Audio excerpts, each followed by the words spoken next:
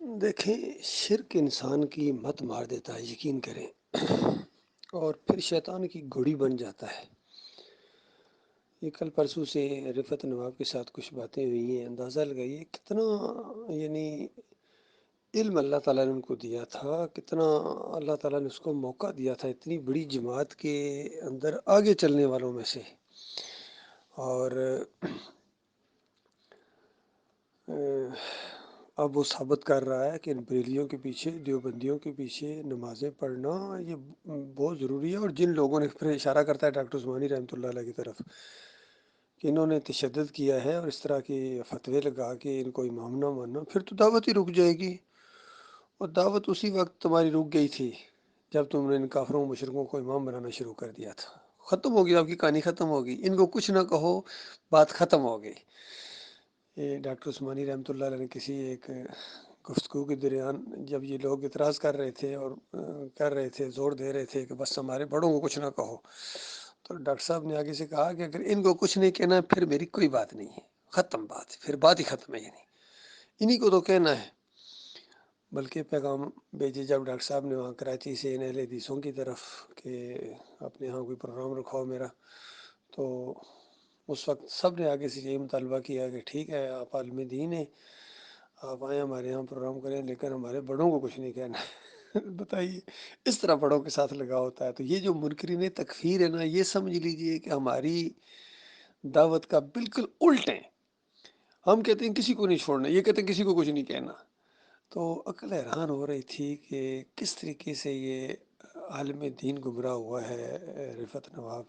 بالکل یہی معاملہ سعید لرنی والے کا ہے، انیس الدین کا ہے، یعقوب علی کا ہے، یہ عالم دین ٹائپ بنتے تھے، ٹھیک ہے۔ اس طرح ان کی مت ماری گئی۔ دیکھیے سعید کو تو آپ سن رہے ہیں، یعقوب علی بھی جب اپنے اس باطل موقف کو ثابت کرنے کے لیے اس نے کہنا شروع کر دیا کہ ولاؤ، جب کہا جائے ولاؤ کے ساتھ بات کی جائے تو وہ کہنے والے کا وہ موقف نہیں ہوتا ہے، حالانکہ اس کی وجہ سے موقف میں اور مضبوطی آتی ہے، لیکن اس کی سمجھ الٹی آ رہی تھی، کہتا وہ اس کا موقف نہیں ہوتا ہے، چونکہ اللہ تعالیٰ کہہ رہا ہے ولاؤ اشرکو لحبط عنہم ما کانوا یعملون، اگر یہ شرک کرتے تو ان کا سارا کیا کرایا غارت کر دیا جاتا۔ تو کیا یہ اللہ تعالیٰ کا موقف نہیں تھا کہ ان کا کیا کرایا غارت کر دیا جاتا؟ وہ تو خود غارت کرنے والا ہے کیا کرایا شرک کی وجہ سے۔ تو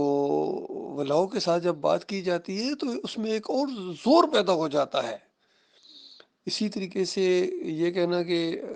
ان روایتوں کے مطابق اگر مان لیا جائے عقیدہ کوئی بناتا ہے، تو اصل میں ڈاکٹر صاحب نے اس انداز سے کہی ہے کہ کیونکہ دونوں طرح کی روایتیں موجود ہیں اور دونوں موقع بالکل درست ہیں،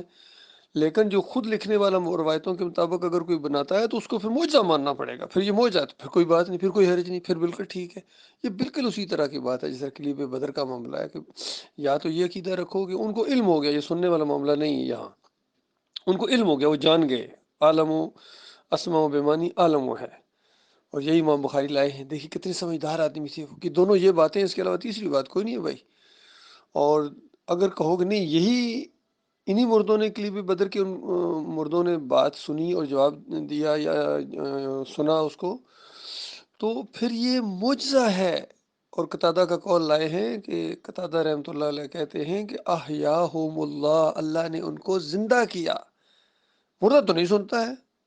جب اللہ مجبور نہیں، اللہ ان کو سونا چاہے تو ان کو زندہ کر کے سنوا دیتا ہے۔ یہ ہے اللہ تعالیٰ کا طریقہ، اور دوسرے بے بس ہیں، اسی لیے اللہ تعالیٰ نے کہا کہ اے نبی تم مردوں کو نہیں سنا سکتے، اللہ تعالیٰ جس کو چاہے سنوائے،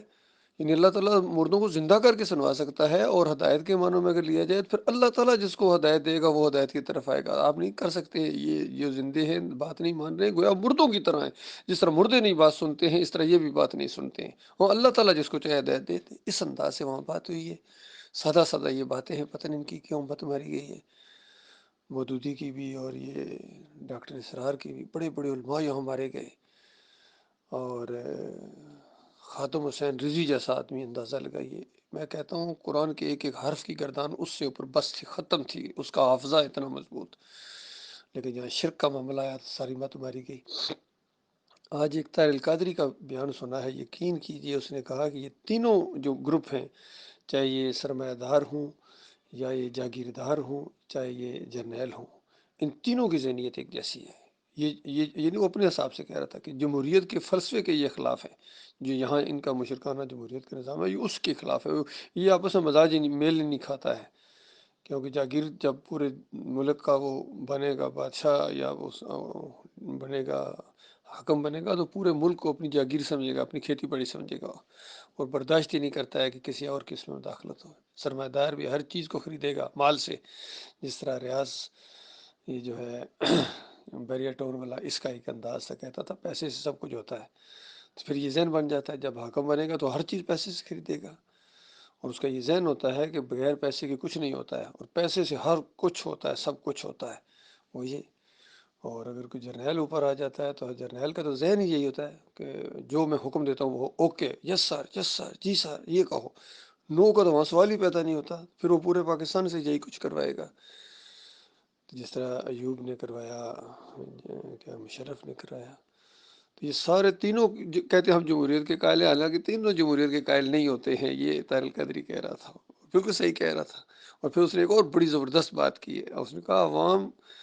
جو ہے ان سے اقتدار چھینے، اور جب لوگوں نے نعرے لگانے شروع کیے اسی بیان میں، تو طاہر القادری کہتا ہے نعروں سے کچھ نہیں ہوتا ہے،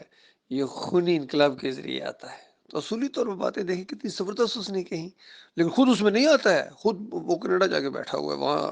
ادھر سے فنڈز جاتے ہیں اور وہاں سب کچھ آرام کر رہا ہے، تو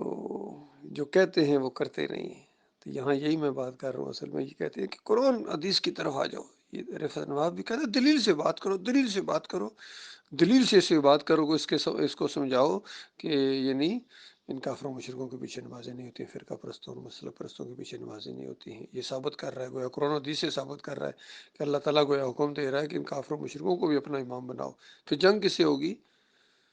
بتاؤ، پھر کیا نام ہے، دعوت کس وقت ہوگی، پھر لائن وہ کہاں لگے گی؟ یہ ساری باتیں اس کی مت ماری گئی، جس طرح اس کی سعید احمد کی مت ماری ہوئی ہے۔ اور یہ بھی اوپر ہمارے ارشاد ملک صاحب کا بھی آیا ہے تائیدی کلپ، وہ بیان، ان سے بے شک پوچھ لیجیے، کل پرسوں اس کی بات ہوئی ہے اختر بیگ صاحب سے، ملک صاحب ذرا بیان کریں نا یہاں بیچ میں، اختر بیگ نے کس طرح آپ کو